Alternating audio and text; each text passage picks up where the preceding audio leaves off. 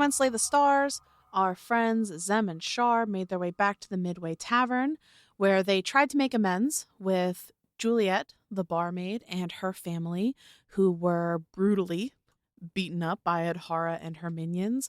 However, it seems that Juliet had accepted some sort of deal with either Adhara or other hunters and sold you out. Used smoke signals to relay the information to somebody else that you had made it back to the tavern. You guys were able to suss that out before whoever it is caught up with you, and you left. Not before you gave her a platinum piece for her trouble and helped heal her grandfather's broken arm. You traveled for maybe 2 hours or so north, closer to the garden. You've learned a little bit about the book that you stole from Adhara. It apparently needs blood to write, and you are communicating with somebody you're not sure what. Char killed like 19 small creatures for blood that was ultimately not useful. And you guys went to sleep. That night, Zem received a paper bird from her mother, basically telling her that she's not her enemy, but her people are. And you guys are traveling to the garden. Anything that you guys want to be talking about before we fast track there? 3 things. Okay. First, I have to roll my portents for the day. Yes.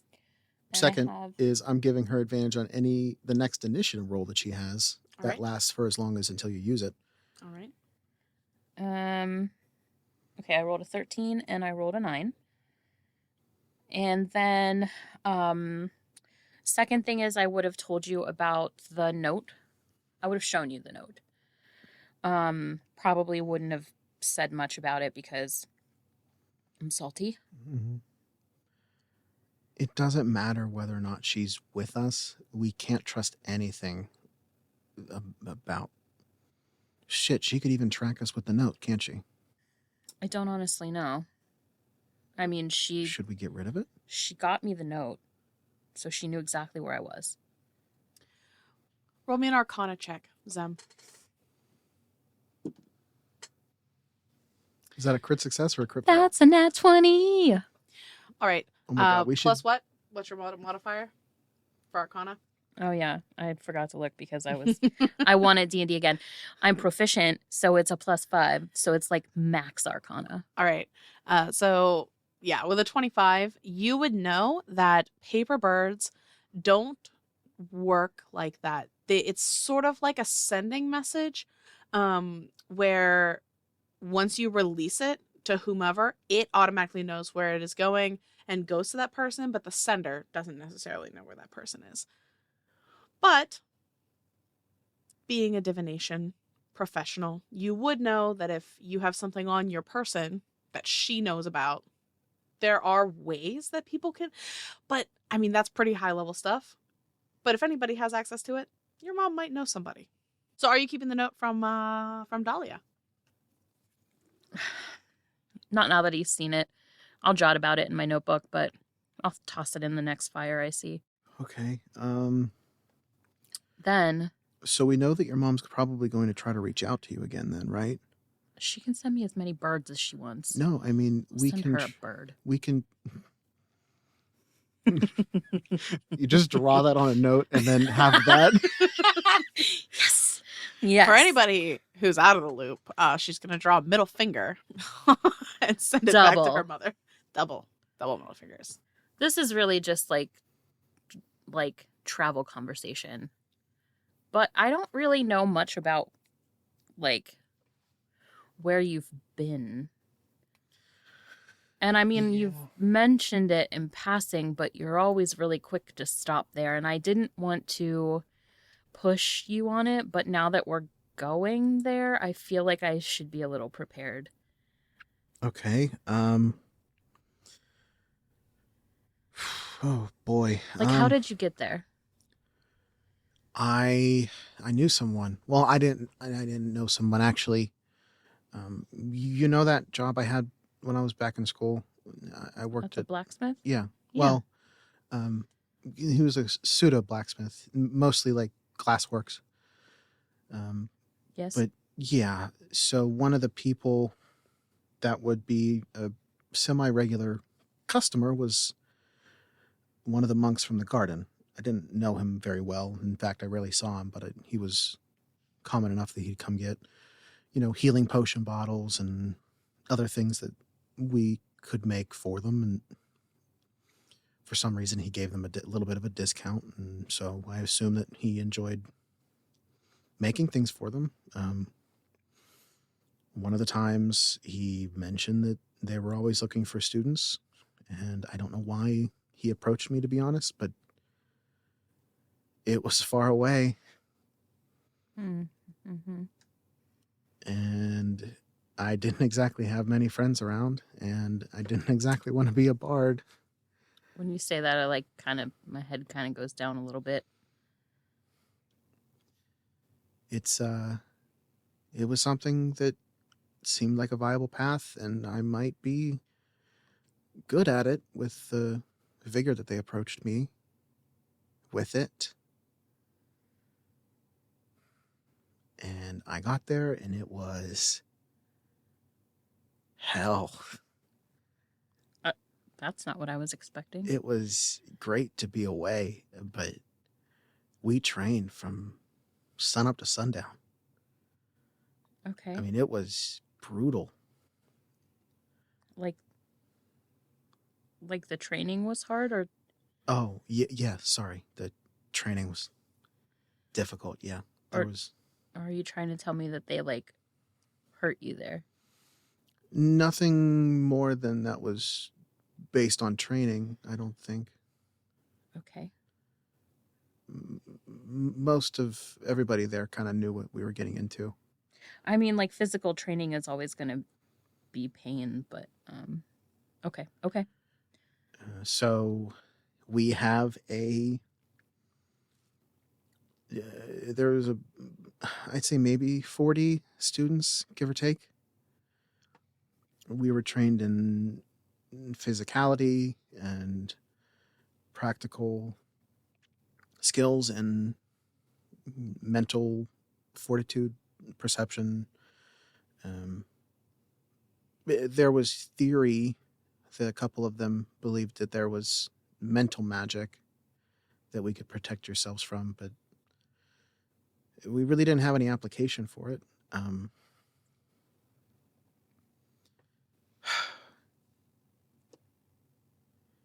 It was beautiful there.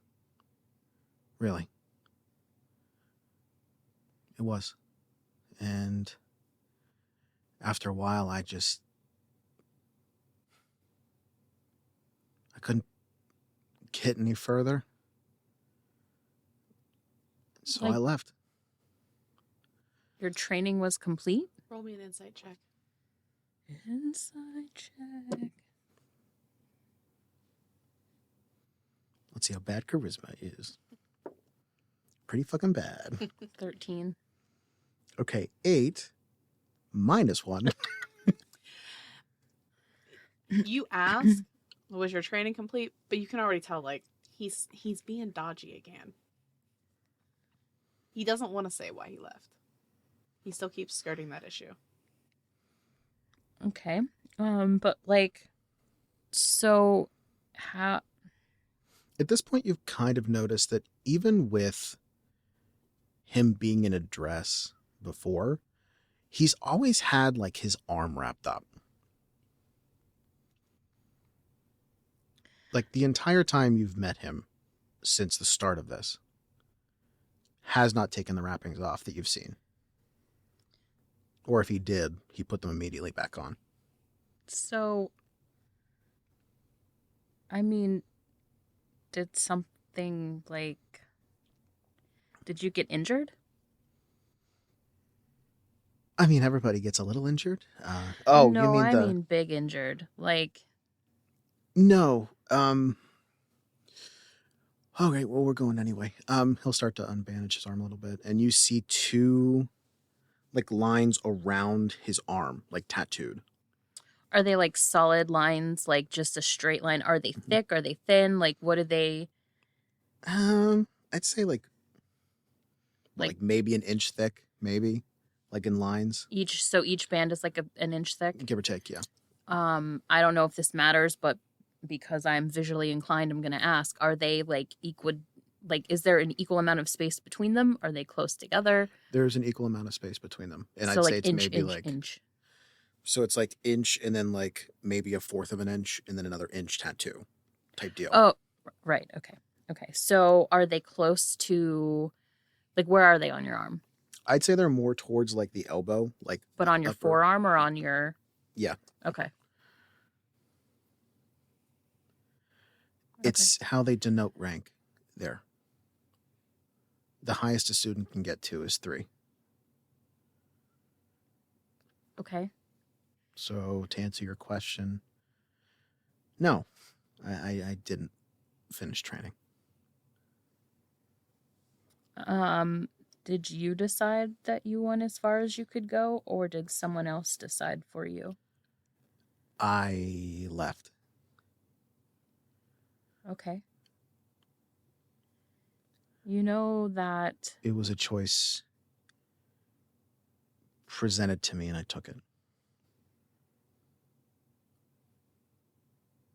And he's going to start like bandaging back up his arm.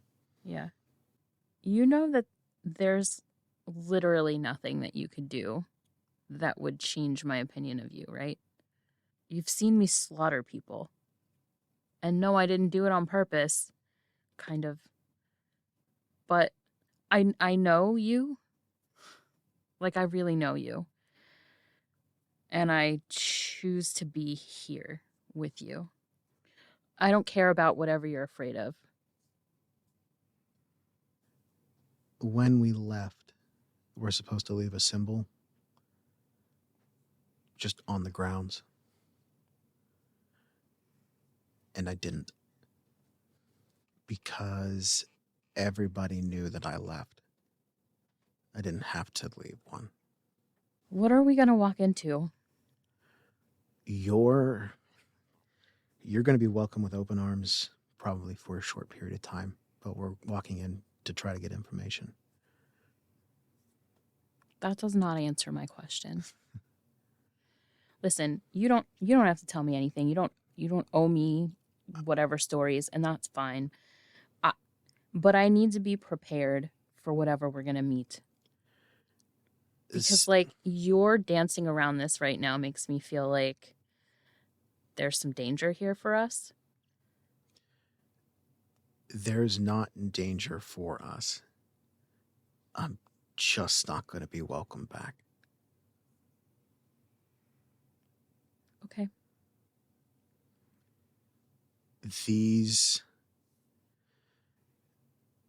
I'm really not kidding. You have never met warriors like that before. They made Hara look like chump change. Bottom of the barrel bodyguards.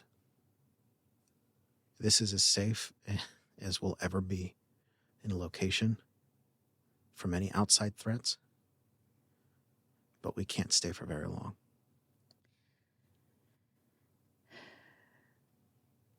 Threats come from different places and they look different. He's going to kind of look away. Yeah, I know. So is there anyone that I should not talk to while we're there? I don't know. I think you can probably be safe to talk to everybody. I don't know if everyone will talk to you, though. I just want you to know that... sounds pretentious.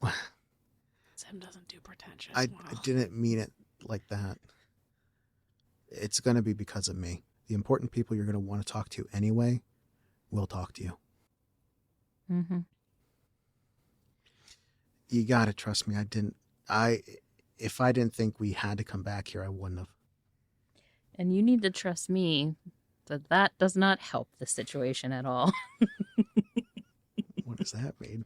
What was that face, Leah? Nothing. I had a premonition about them burning down the garden. Only you can prevent forest fires.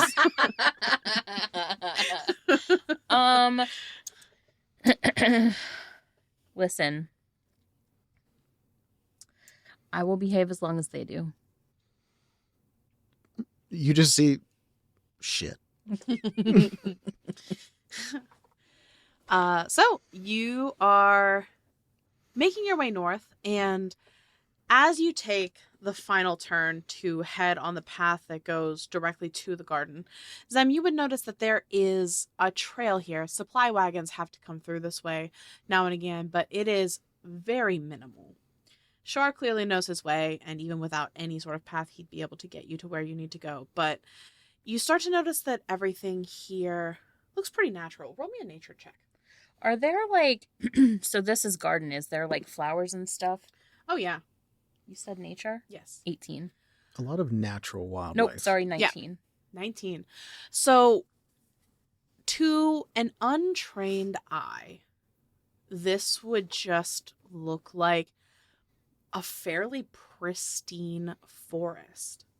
A place almost untouched by human hands. But you spent time reaping and such for the academy, collecting flowers and whatever plant life that you need for spells and such. A bird cries in the distance.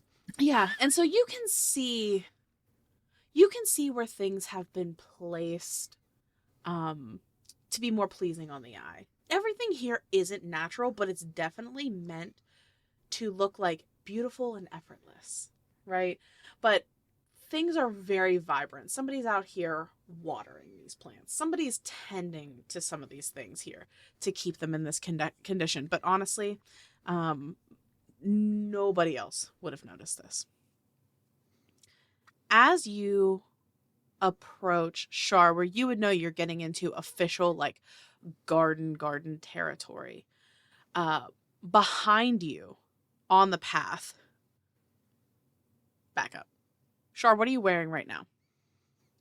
What are you wearing, Char? A watch. That's all.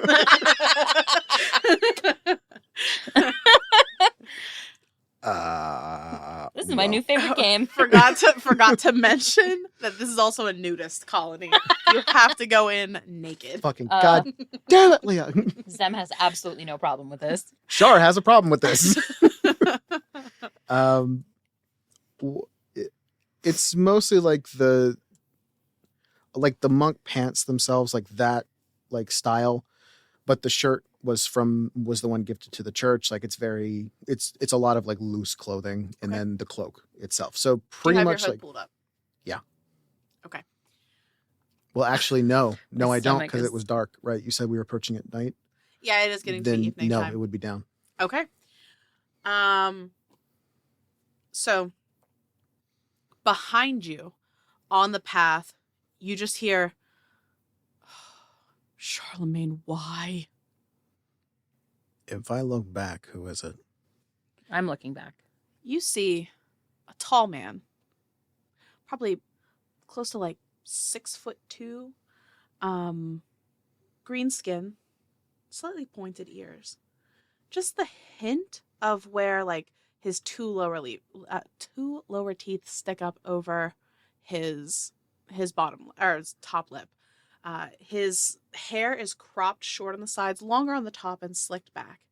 He is wearing monk clothes, loose-fitting pants, loose-fitting shirt. You see on his arm he has quite a few tattoos. He looks to be maybe like 40 years old. Very attractive. Zem. It's Xander. Hey, Xander. I'm like double taking and looking between you, and my eyebrows are high. He moves with a quickness that is almost impossible for you to track with your eye. Almost as if he disappears and reappears next to you. And his eyes are like a fury. And he's looking at you, Char, and he says, "You have lost your mind, Charlemagne." It's not for me. "You are lucky. It was one of mine who saw you. You need to leave. What business could you possibly have here?" Hi. I'm sorry. And he looks at you for like the first time, Zem, and he's like, I'm sorry. I don't know if you understand, the situation. I understand that you're in my friend's face. I'm Your an friend. escort, not returning.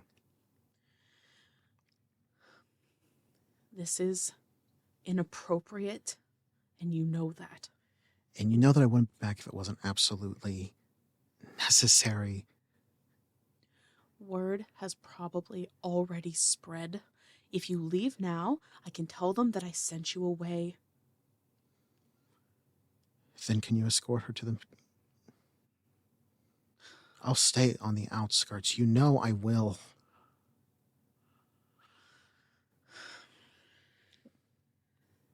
I'm going to look at you, Zem.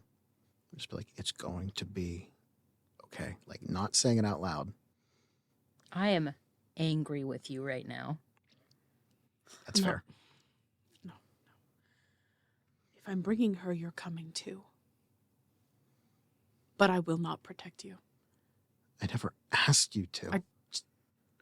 And he just sort of like walks ahead, sort of like leading the way. I'm going to let him go further and then follow. I would like for both of you to roll me an insight check on that entire moment. What did you roll? An 11 total. 22. Zem, he looks angry. He looks pissed, and it looks personal. Char, you see all that, but you also see a measure of like serious concern there from knowing this person very well. And when he says he won't protect you, he's lying. You can tell. But he leads the way, and by the time you get to the actual like structure, that's a weird word to use, but we'll call it a structure that is the garden. Arthur, I would like for you to describe to everybody and to Zemira what she sees on your approach. When we get to the main entrance of the garden, you've noticed that it's gone from super... Like, the trail itself has to go through a lot of dense foliage, and occasionally there's these openings that is just completely void of any kind of wildlife. Not like flowers, but mostly it's just grass and the trail itself, but there's an opening clear to the sky. And then we approach, and then it's just as if the tree line cuts, and you see a lot of like natural rock. Like, you know how like when you use rocks to guide, like basically how the Hermes stones used to be in ancient Greece. That's kind of how it is with that. It's not meant to be, it's just meant, hey, this is the road, this is the easiest way to follow. And then you see these really like well-structured infrastructure, but it's really like rough. It's built for practicality as opposed to being beautiful. The beauty of it comes from the vines and all the flowers that are hanging from the infrastructure itself. So that's kind of how it's built. It's more practical. A lot of ground. It's not a lot of stone, like stepping stones or anything. It's mostly ground based. A lot of the infrastructure is just like the walls and the outlines of where buildings maybe were. A couple of buildings where a lot of natural flowers that kind of line. They suggest paths as opposed to actually like hardcore, like this is the only way you can go. Okay. A lot of flowers that you've never seen. Flowers and plants that aren't supposed to be here. So a lot of bright reds, purples, yellows, even like a few flowers like kind of hidden and tucked in between the other flowers, like a moonflower, like it only shines in moonlight, that kind of thing, hidden within the roses itself. Okay. As you approach, and I imagine that the two of you are sort of silent. At that point, my hood is back up. Okay. Hood back up. Silent. Not silent. My hood is down, and my back is like ramrod straight, and I am angry. Yeah. I knew you would be. But as you approach, you see at the entrance to the large amphitheater that is the garden itself, you see a man who you would immediately recognize as the Grand Keeper, Ulrich. And a step behind him and to his left, you see a woman who you knew as Keeper Genevieve. However, Char, you do notice that Genevieve is now sporting 9 tattoos on her arm. You see, like, he's not good at hiding his facial expressions because at this point he's grabbed your hand and is like squeezing. And then he sees that and he releases a little bit, and you can see like how is more like what crosses his face.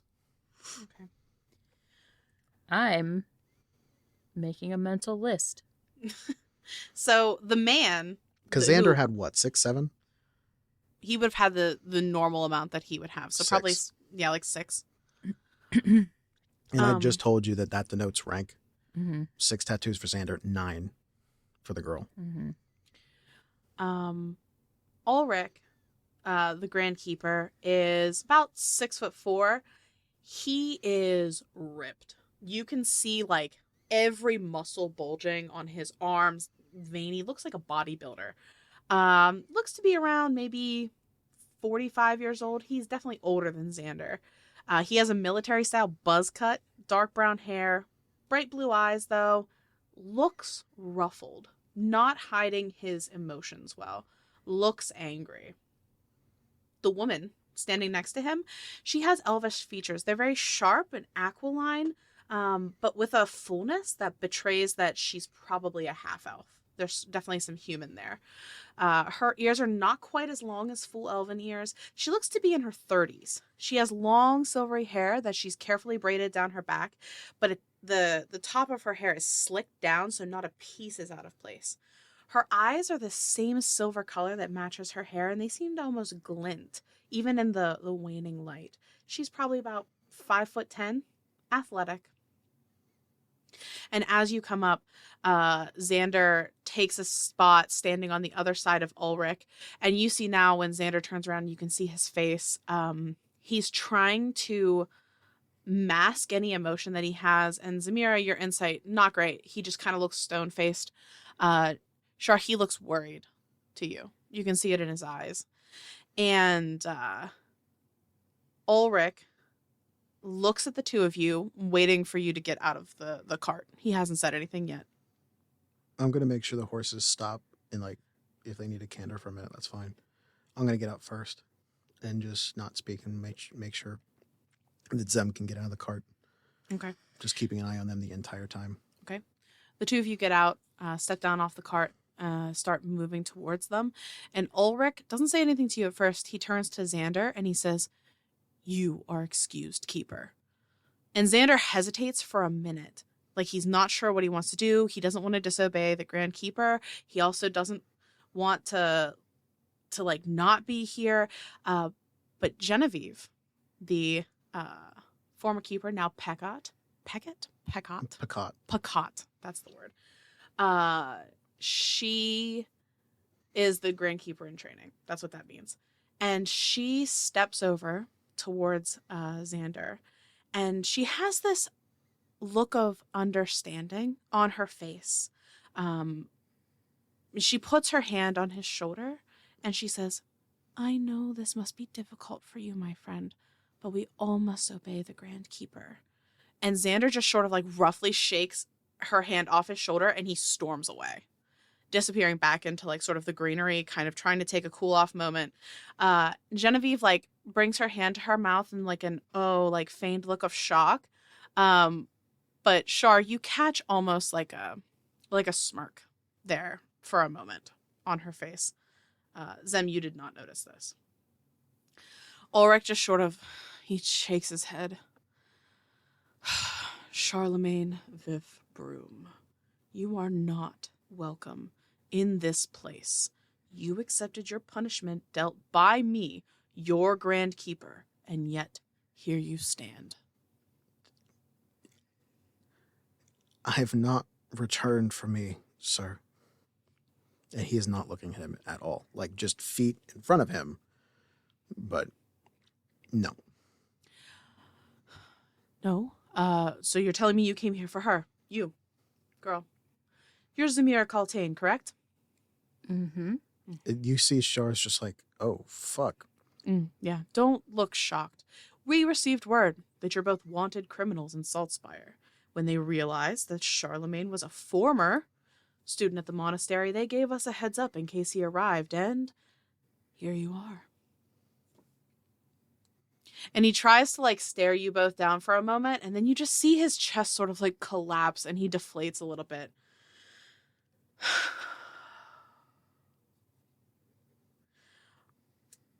I don't know what you want, Charlemagne, but I do not want this place dragged into whatever you've gotten yourself into.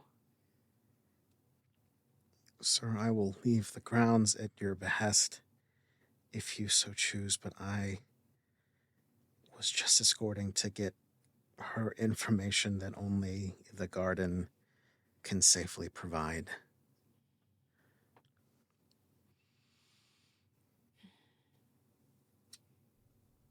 No.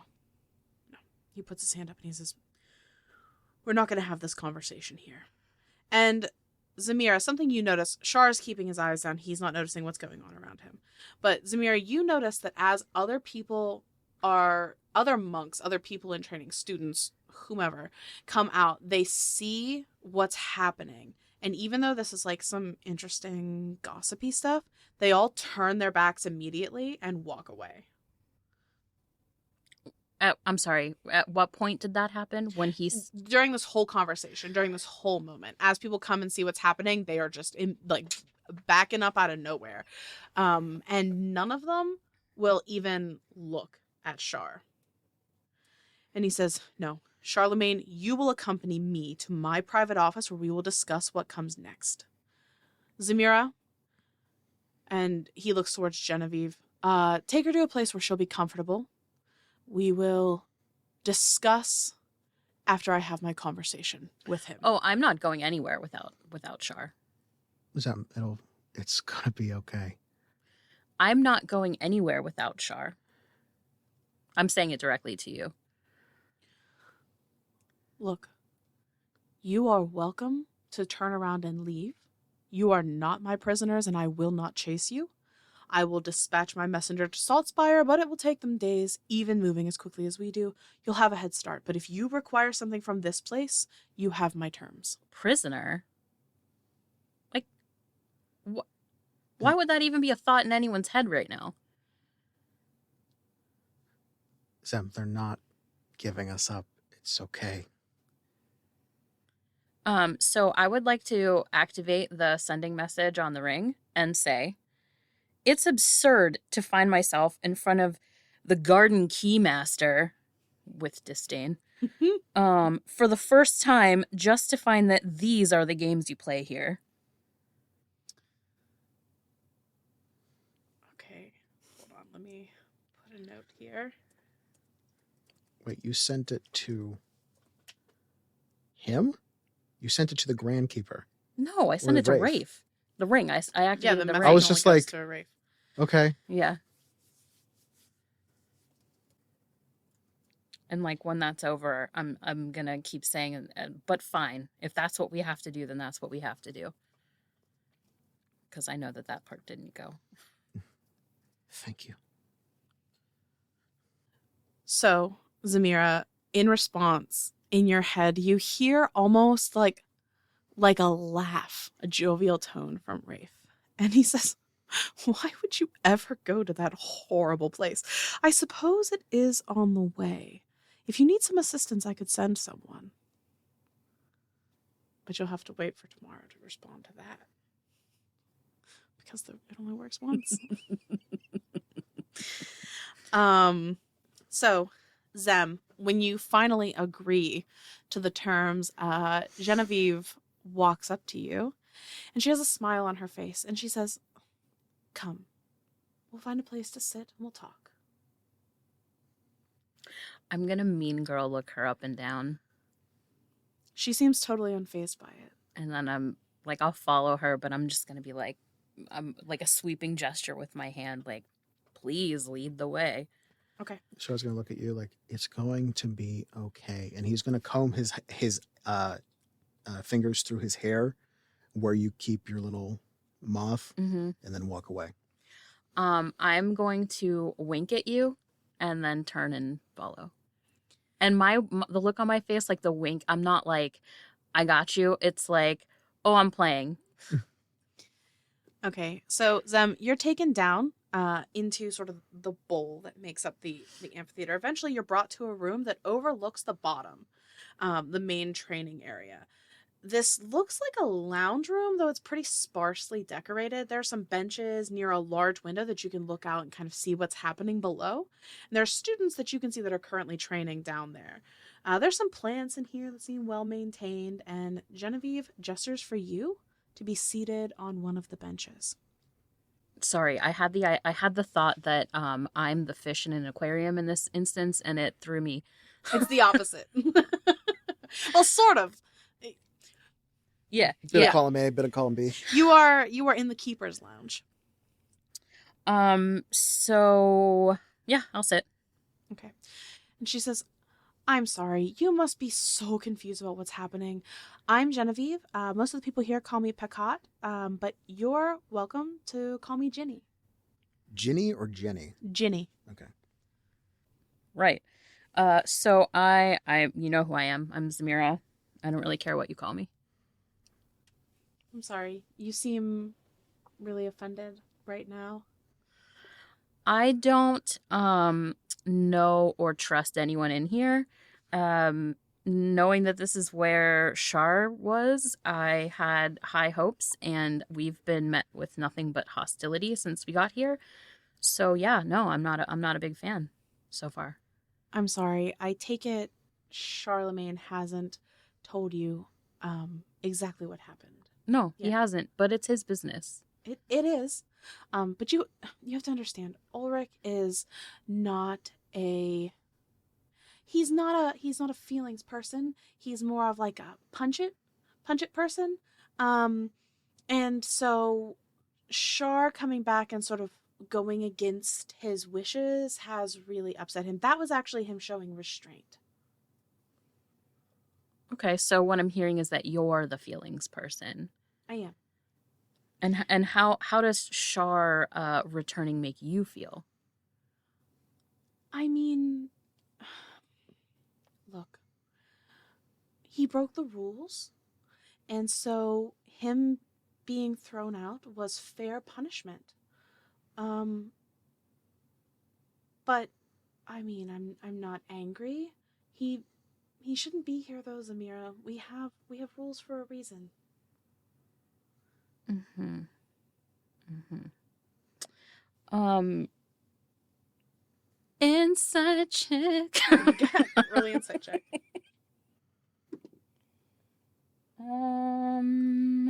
17. That's good. She is positively giddy that Char is here. You can tell. So I mean, what's the penalty for not sticking to your penalty for breaking the rules? I don't Penalty know. for not following penalty. Yeah. Honestly, I don't know. This has never happened before. It's sort of exciting. Exciting. Yes, we're going to set a new precedent here. Whatever Ulrich decides, will matter. We keep track of these things here. Mm-hmm. So what? But please don't worry. He's not going to kill Charlemagne or something. The worst thing that happens is the two of you will be put back in your cart and sent on your way. This isn't that kind of a place. Oh, I'm quite confident that nothing is going to happen to Char. I'm sure that he's not physically going to be harmed while we're here. She just sort of, like, eyes narrow, not sure if you're trying to threaten her or something, sort of amused by it. I'm going to let her think whatever she wants. And as you're in the middle of this conversation, the door opens and you see Xander step into the room. And he looks at the two of you sitting there. And before he can even say anything, Genevieve stands up and she says, I'm sorry. You are not supposed to be here right now, Keeper Xander. I am entertaining our guest. Why don't you be a good little lapdog and bring me some tea? And Xander looks at you, and there is like a slight twitch of his mouth, almost imperceptible. He enjoying that. And he says, "This lounge is for keepers, is it not?" And she says, "Xander, I am ordering you." And he says, "No, you are not the Grand Keeper yet, Genevieve, and you do not give me orders." And she gets this look on her face that is like pure fury. And she looks between the two of you, and and she walks back out of the room. She just leaves, and she slams the door behind her. And Xander walks over to you, Zem, and there are two benches side by side. You're sitting on one. He sits at the other, and he just sort of like puts his head in his hands, and he's thinking for a moment. And while that is happening, Char, you are led to the Grand Keeper's office, where Ulrich works. You head into the room. He motions for nobody to follow, and he shuts the door. And he just immediately turns on you and says, "Charlemagne, what are you thinking?" The problem is I'm not the one that needs this information, and if I can keep her safe, then that's what I'm going to do. I wouldn't have come back here if I didn't think it absolutely necessary. What do you need to know, Charlemagne? Tell me. Tell me what world-ending news is bringing you here. Because where I stand, you and this woman are suspected murderers, and he like stops. And he exhales a few times. When you left here, you agreed to never show your face in this place again. What am I going to do with you? Make an example? I can't aid you. Genevieve is... What do you need to know, Char? Sir, is there any candles in the room? There are, yes. I was not good enough to be here, and he's going to flick his, like, snap his fingers. The flames across the board are going to go out. He's going to click them again, back up. We are being hunted, not by a wild hunter, but by somebody with power and means enough that they say that we're going to murder people. We have just been in self-defense. We need information, and I can't tell you where we're going yet because I know that you have a duty to what you believe in. But she needs as much information as she can feasibly get, and you are the only person that will have it. I didn't even realize that you had named a Picot.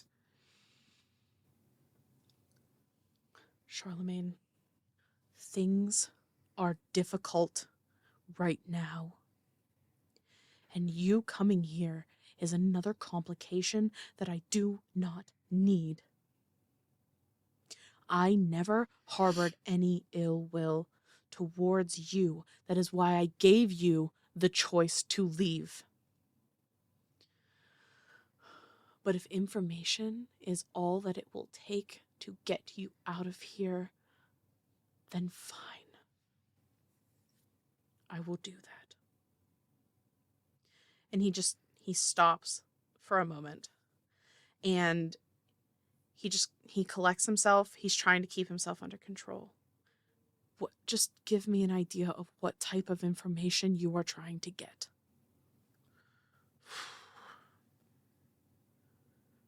We need to know who's hunting people with divine magic. You are sadly mistaken, Charlemagne, because I know nothing of divine magic. This is not one of those places. We are not a magic school. I would think you would know that. Why do you think I know this is not a magic school. If it was a magic school we would have gone there. We can't trust anybody there. And it seems you have already picked up a few tricks as he gestures to the candles. You seem to know more about magic than I do. Sir, you have been through circumstances and situations and met people that I will never, ever get the chance to. You will know more than I will ever in my lifetime. I will speak to some of the others here who maintain the books to get any information that we can, and we will have a meeting tomorrow at dawn. Zemira can stay here as a guest under my protection for one night, but you will stay outside of the grounds. Thank you. And he stands up, walks towards the door, opens it. He looks out into the hall and he says, Lavenza, where is Genevieve and the guest? Lavenza turns and looks and says, I'm sorry, Grand Keeper. I saw the Pacat walking towards her own quarters, but there was no one with her. She was leaving the Keeper's viewing room, if that helps. And you hear Ulrich under his breath, and he sounds so strained and just over it. And he's like, why does no one obey a single thing that I say? And he looks at you and he says, come, keep your head down, speak to no one. Before they get there, I would like a few words with... Oh, no, that is happening. Okay. So, flashing back to Zem and Xander. Xander looks over towards you, Zem, and says, why did the two of you come here? I'm just gonna like I look at him, and then I shake my head kind of incredulously and like look out at the training grounds, and I'm trying to determine if I want to pop off or if I want to just ignore him. And then I'm gonna look back at him, and is he looking at me or what is he doing? He is looking at you, but the moment you make eye contact, he looks away from you and looks back out the window. Don't you dare. I don't what? I'm just trying to have a conversation with you. Don't sit there with your head in your hands and look all sad and sappy like you're the one suffering. I don't know what you know about me, Zemira. But if there is anybody here that the two of you can trust, it is me. And I need you to be honest with me. Why are you here? Did you really kill multiple people? What could you possibly hope to accomplish in this place? I don't know you. And Char might trust you. But I don't owe you a goddamn thing. And I don't owe you explanations. We're here because Char seemed to think, despite whatever the fuck is going on, because I still don't understand, and I like gesture to him is in his entirety like this. But he seems to think we're going to find answers here. We are quite literally fighting for our lives for some reason that we don't even know. Zemira, you gesture with your hand, sort of like this. What hand are you wearing the ring from Rafe on? My right hand. Okay. So he looks at your hand as you lift it up. And he says, oh, I saw that the Char was wearing a ring earlier. I'm very happy for both of you. Why don't you wear one as well? I don't know what... Oh.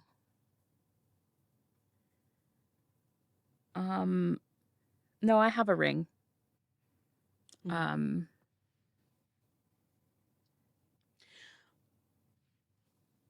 I will be honest with you, Zemira. I don't know how much... And as he goes to finish that sentence, the door opens and he stands up immediately. Like, you know, when you're a kid and you get caught doing something you're not supposed to, and he stands and turns, and the Grand Keeper and Char walk into the room. And Ulrich says, all right, I have spoken with Charlemagne. Zemira, you are welcome to stay here as our guest for the night. Charlemagne will stay outside of the grounds, and tomorrow morning we will have a meeting to discuss the information that you need, and the two of you will leave. Thank you, sir. And I just like look at you incredulously, like you were so quick to agree, and I'm like, and I just like I look at all three of you, realize I'm not gonna get anywhere, and I'm like, whatever. And I turn around and I start walking, and I don't know where the fuck I'm going, but I just start walking. The Char, you notice some looks between the Grand Keeper and Xander. She's had a rough day. The Grand Keeper is sort of like, haven't we all? Charlemagne, feel free to make yourself comfortable outside of our walls. Our guards do patrol, so you should be safe, but you should also know that things have been seen in the woods, so be on your guard. What kind of things? Strange animals, blighted. I imagine you've noticed this yourself if you've spent any time traveling. Yeah. Have they been rotting? Yes. Yes, they have. Sir, there's a lot more out there than you think. No, I know. There's a lot more that I could tell you tomorrow. You just give her any information that she needs to know. I don't need to know. She's smart enough to figure it out. You will both be at the meeting. I will answer all of your questions once, and I will be done with this. And he looks over towards Xander, and he says, if you're going to stick your nose into this, at least be useful. Go catch Zemira and take her to one of the guest rooms. And Xander just takes the order in stride and does not make eye contact with Char, walks out of the room, and runs after Zemira. Char just kind of looks down. I'll take my leave, sir. Thank you. Speak to no one. And he just walks out. All right. Zemira, Xander will eventually catch up with you and just say, would you just calm down? Nobody's trying to hurt you. Nobody's trying to hurt Charlemagne.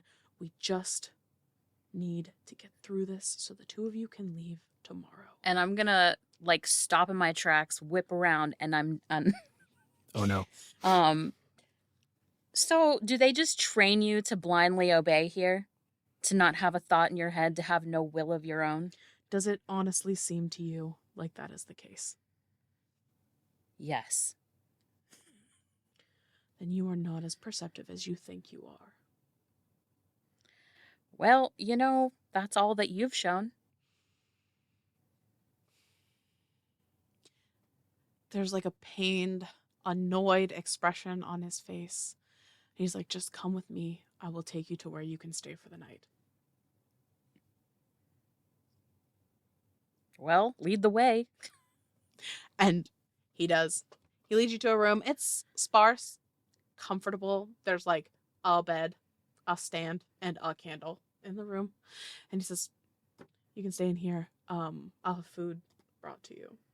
Sure doesn't look anything like a prison. It's not a prison. And he doesn't even know what to say to you anymore. Just turns around and goes to walk out of the room. So when the doors close, I'm going to yell, bitch! This is honestly going about how I thought it was going to. So, Char,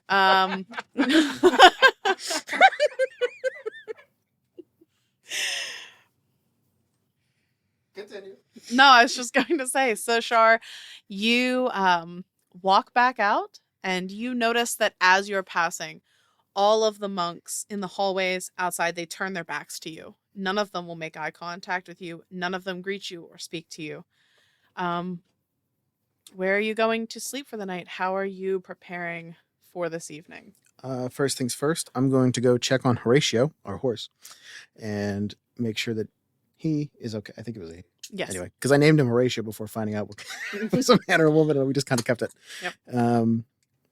So I'm going to check on the horse and make sure that's stable. Yeah, as a matter of fact, the horse is currently being tended by a student with only one tattoo. They sent somebody out to feed and water your horse and make sure it didn't run off while you all were having your business. I'm going to go. You said he had one tattoo? Yes. I'm going to go to the cart, nudge him, sorry, and drop a gold coin, grab my katana, and walk towards the woods. You see him look down, see the gold coin. He does not pick it up, and he walks back towards the garden. You go to the woods. You find a place to make a camp for the night. And that is, I think, where we're going to cut this episode. Hello, friends. Thank you so much for listening to episode 16. We hope you had a good time. This is Leah coming in to do the outro this week because unfortunately Arthur is still recovering from that last fireball he suffered, and AI Arthur was tragically destroyed in the blast. I also have something pretty exciting to share with you this week. We're pretty active on Twitter. We've made a lot of good friends. One of those friends is another actual play podcast called Rolling for What Now? That's at Rolling for What Now, at Rolling number 4 What Now on Twitter.